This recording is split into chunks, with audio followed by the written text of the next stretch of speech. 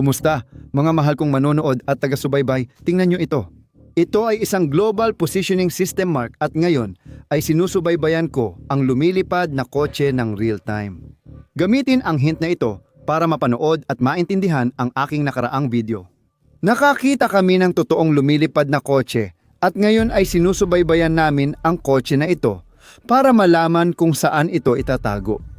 Ang bilis gumalaw ng kotse na ito. Sa tingin mo ba lumilipad sila? Uy, tingnan mo, huminto na. Hindi na ito gumagalaw. Baka dito iniimbak ang kotse. Sige, nakuha ko na ang Global Positioning System Coordinates at gagamitin natin ito para hanapin ang kotse na to. Hayaan mong itrack ko ito ng ganito. At sige, tara na. May subscriber akong nag-iwan ng maganda niyang komento. Magandang ideya ito na magkunwaring isa sa mga sundalo. Kaya kukunin ko ang uniforme at magpapanggap akong isa sa kanila. Tingnan natin ang mangyayari. Kaya, kung hindi ako nagkakamali, base sa mapa at Global Positioning System Coordinates na nakuha natin, nandito pa rin sila sa gubat na ito. O baka dapat tayong maghanap ng daan kung saan pwedeng dumaan ang sasakyan malapit sa gubat na ito. Kaya ito ang suot ko at umaasa akong magiging maayos ang lahat. Sige, tara na. Oo, hindi ako sigurado, pero yung daan kasama ang mga ito. At ang lumilipad nating sasakyan ay dapat nandito lang sa paligid. At oo, tingnan mo, mukhang daan ito. Siguro ito na nga ang daan. At sandali, ano yon? Sasakyan ba yon? Sasakyan ba ito? Oo, ito ang lumilipad nating sasakyan. Sige, mag-ingat tayo at lumapit tayo. Lapitan natin. Ano ang plano mo? Teka, hindi ko pa alam. Lapitan natin hanggat kaya nating lumapit. Tingnan mo kung bakit sila nakatayo. Hindi ko maintindihan kung ano ang nangyayari. Nako, ito yung tatlong sundalo. Nandito yung mga iyon at yung kotse. Mukhang sira ang kotse. Oo. At yung ikatlong sundalo na may baril ay sinusubukang ayusin ito. Pero hindi naman itong mga ito. Mukhang matagumpay sila sa pag-aayos ng kotse. Pero parang wala silang ideya kung paano ito ayusin. Pero mekaniko ako, kaya kong ayusin ang kotse na ito. At ito na ang oras para gamitin ko ang aking uniforme. Oo, ito ang uniforme ko bilang sundalo. At magpapanggap akong bahagi ng kanilang grupo. At susubukan kong ayusin ang kotse at nakawin ito. Kailangan mong manatili dito at takpan ako dahil may plano akong B. Ito ay isang smoke explosive at ibinibigay ko ito sa iyo. Kunin mo. Kung may anumang magkamali, mananatili akong nakaantabay sa radyo para marinig mo ako gamit ang mikropono na yon.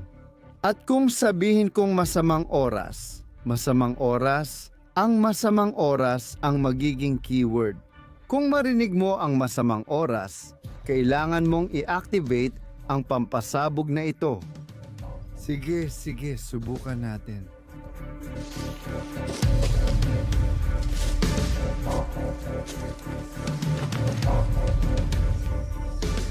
Susubukan ko. Hindi ko siya matakot pero magiging ayos ang lahat. Subukan natin. Huwag kang tumingin. Huwag kayong mag-alala mga pare. Bumaba na kayo sa salita. Hindi. Sundalo ako. Sundalo ako, tulad ng sinabi mo. Pinadala ako ng general para tulungan ka. Huwag mag-alala, hintayin mo lang ang sagot.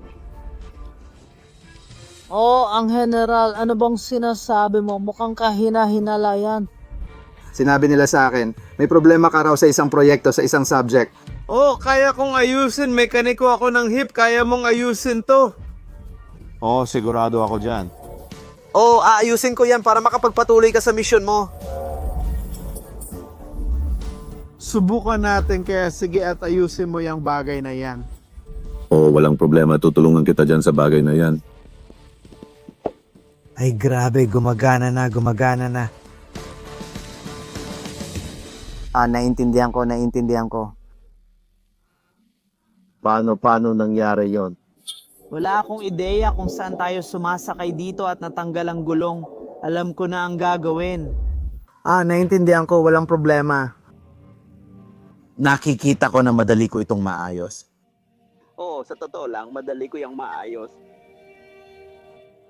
Ano ang dapat kong gawin pagkatapos? Sige, Sige, kukuha lang ako ng gamit. Tara na, sundalo ako. Ano problema mo, kaibigan? Magsisimula na tayo sa loob ng 1 minuto. Oo, sige na. Sabihin mo sa mga tao mo na bumaba na. Sige, paano ko ito gagawin? Sige. Huwag kayong mag-alala, mga pare. Sige, baka kaya kong lumipad gamit ang kotse na to ng direkta. Baka hindi ko na kailangan ng manibela. Hindi ko maintindihan kung paano panoorin to. Papasok ako sa manibela. Kailangan lang kitang tingnan o kung ano man. Sige na, wala ka ng oras. Oo, mahalaga to. Bigyan mo lang ako ng 1 minuto at aayusin ko to. Huwag kang mag-alala, professional ako. Pinadala ako ng general. Sige na, hindi naman to pag-aayos ng gulong. Umalis ako mula sa sandaling yon. Ako, sige mga pare, sapat na sapat ang lalaking to. Sabihin mo sa kanya ang gamit. Ganyan din ginawa ko. Uy, gusto ko pa itong makita ulit. Tara na, professional ako. Ano bang ginagawa niya? Hindi ko alam kung ano. Professional ako! Mga pare, huwag kayong mag-alala dyan. Magiging maayos ang lahat. Hindi ko alam ito. Ay, mabuti. Sige, oras na para sa, hey, pwede ka bang umalis? Kaibigan ko pakiusap, umalis ka. Dumaan dito ang mga professional, kaya kailangan ko lang itong ikabit ng ganito.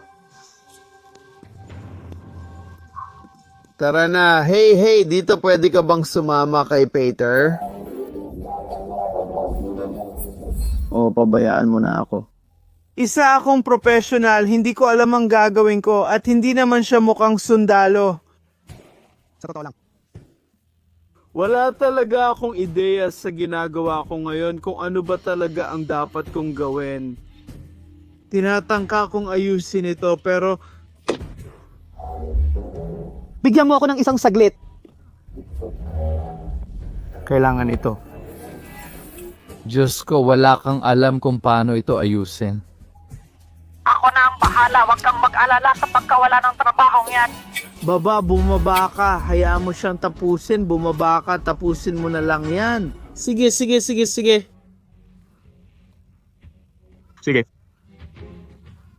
Ngayon, ito na ang pinakamadaling bahagi. Kailangan mo lang ikabit yung bagay na yon at ilagay mo yon dito. magaling mekaniko ako at professional ako. Ayos lang ang lahat. Huwag kayong mag-alala, mga pare. Sasabihin ng general na perpekto kayong mga sundalo, sigurado ako dyan. Kailangan nating umalis sa lugar na ito sa lalong madaling panahon. Oo. Wala tayong oras para dyan. Uy mga pare, napanood nyo na ba ang mga karera ng Formula 1, di ba? Tingnan nyo. Nagtatrabaho ako doon dati. Parang isa pa, bigyan mo pa ako.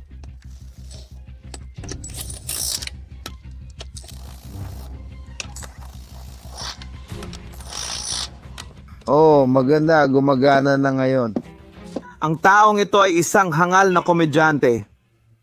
Malapit na akong matapos. Kailangan ko lang tingnan ang mga bagay na ito. Sige, ayan na. Ayos na ang gulong mo, maayos na lahat. Hindi kailangan nating tingnan. Patingin lang ako ng isang bagay. Napaka-importante nito. Napaka-importante. Sandali, mag-ingat, suriin lahat. Hindi ako makakatagal ng nakatayo. Kailangan kong umalis sa lugar na ito. Huwag kang mag-alala. Ayos din ang lahat. Sa tingin ko kaya kong imaneho ang kotse na ito at kaya ko rin kunan ng video ang kotse. Tama ba? Hindi ko alam kung paano. Sige, ayos lang ang lahat. Tinitingnan ko kung tinitingnan mo ang gulong. Oh, maganda. Sige, alam ko na kung ano ang dapat kong gawin. Lahat.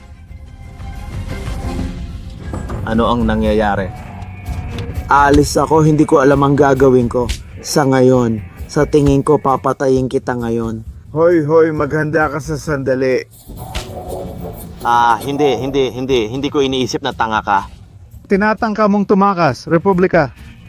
Isa lang itong protocol. Tinitingnan ko lang ang gearbox. Ano bang sinasabi mo? Panahon ng magsabi ng totoo, di ba? Kaso, hindi ito magandang panahon para malaman mo ang totoo. Ano bang sinasabi mo? Kaso, hindi lang talaga magandang panahon. Ano bang sinasabi mo, ha? Huwag pakiusap, huwag mo akong patayin. Ito na ang lahat. Ginawa ko lang kasi hindi maganda ang panahon. Hindi maganda ang panahon. Hindi naman masama.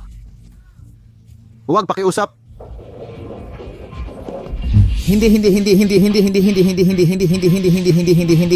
Anong ginagawa mo? Bangga ng kotse ito, butas ng uhog yan. Hindi. Ako'y tumatanggi. Makapangyarihan. Oo, makapangyarihan.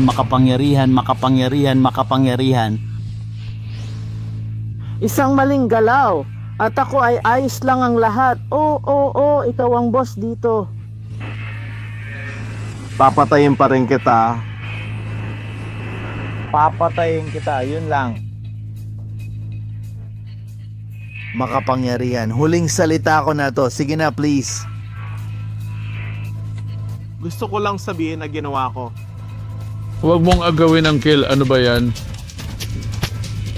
Umalis ka sa akin. Nasaan ka? Susuin mo ang anak ngayon? Pumikit ka, susuy mo ang anak ko isang beses pa.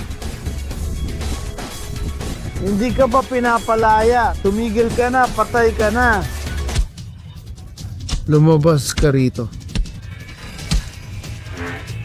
Pagbabayaran mo to, tumigil ka sa touchdown. Diyos ko. Kunin mo.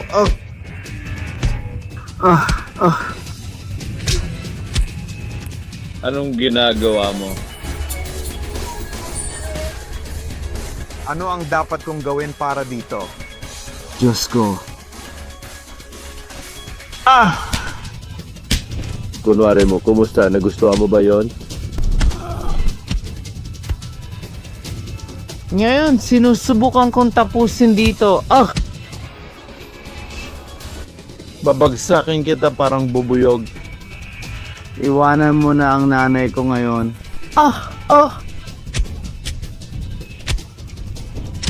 Umalis ka sa akin.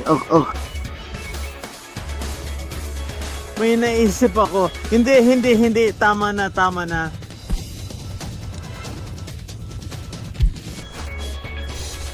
Bumalik? Umalis! Umalis na tayo dito. Teatranut kinig boblog.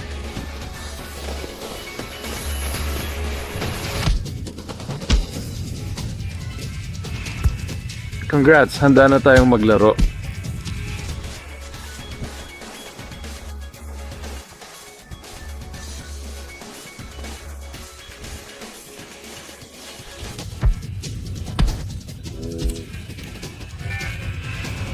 Ngayon, huhubaran na kita.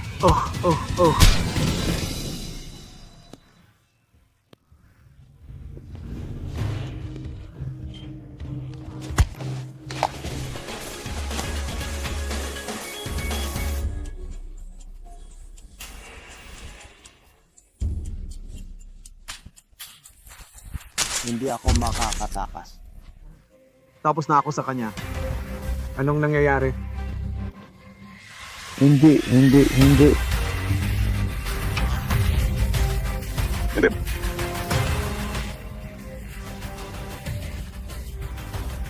Paano ito posible?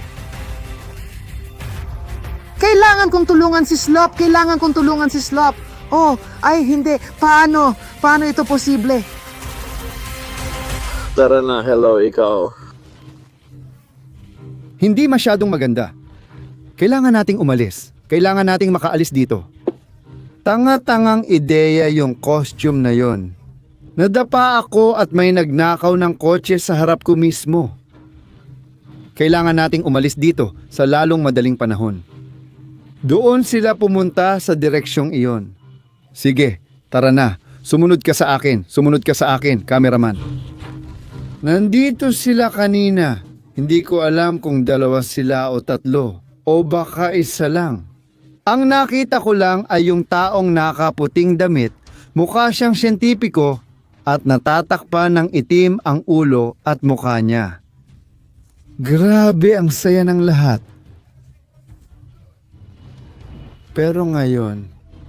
Pero sa tingin ko, hindi naman sundalo yun. Alam mo yun, parang siyentipiko o kung sino mang ganun. Wala akong ideya. Sinamantala lang niya ang tamang pagkakataon. Mukhang inoobserbahan niya tayo buong oras na yon. Mukhang hinihintay lang niya ang tamang pagkakataon para nakawin ang kotse. Kasi nakikipaglaban ako sa isang G at lalaki, G at sundalo. Kamusta ka na? Nga pala, ayos lang ang lahat. Oo, ayos lang. Maganda yan. Pero itong mga sundalo, mahahanap din nila ang malaking lalaki. Kaya sa tingin ko, kailangan na nating umalis dito sa lalong madaling panahon. Bumalik na tayo sa ating base. Grabe, nawala natin ang lumilipad na kotse. Sobrang astig at sobrang ganda ng proyektong ito. Nawala na naman natin at ngayon wala akong ideya kung sino yon. Yung lalaking nakaputing suit. Anong gagawin natin? Paano tayo babalik? At medyo natatakot pa rin ako sa mga sundalong to. Alam mo yon, teka, may tumatawag ba sa akin? Hindi tiyak ang kulay. Ano yon? Kumusta? Kinuha ko ang kotse mo.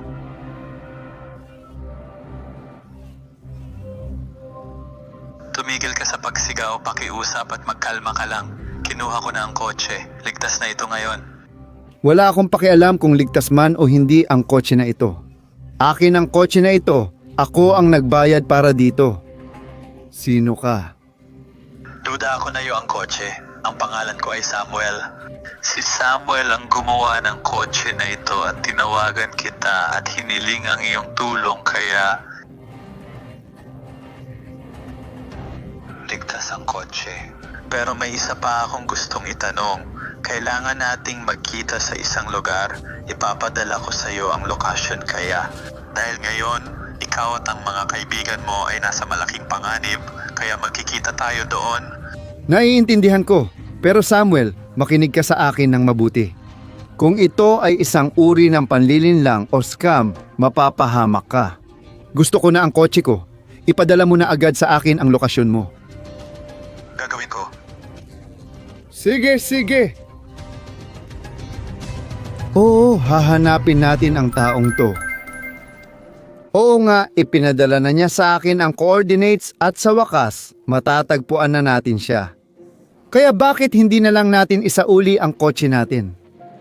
Oh, baka nahanap mo na ba ang cellphone ko? Ay nako, pasensya na. Nasa kotse pa rin yon. Nakalimutan ko na talaga yon kahit paano. Sige, pupunta tayo sa mga coordinates na ito. Hahanapin natin si Samuel. Pagkatapos nun, hahanapin natin ang kotse. At pagkatapos nun, ibabalik natin ang kotse. Sa akin ang lumilipad na kotse. Sa iyo ang telepono mo. Ayos? O baka may mas magandang ideya ang subscribers natin kung anong dapat gawin. Alam mo ba kung ano ang kinakatakutan ko? Ano? Paano kung hindi si Samuel? Paano kung hindi lalaki ang gumawa ng lumilipad na sasakyan na to? Paano kung isang lihim na ahente lang pala na nagpapanggap na si Samuel? Ano sa tingin mo?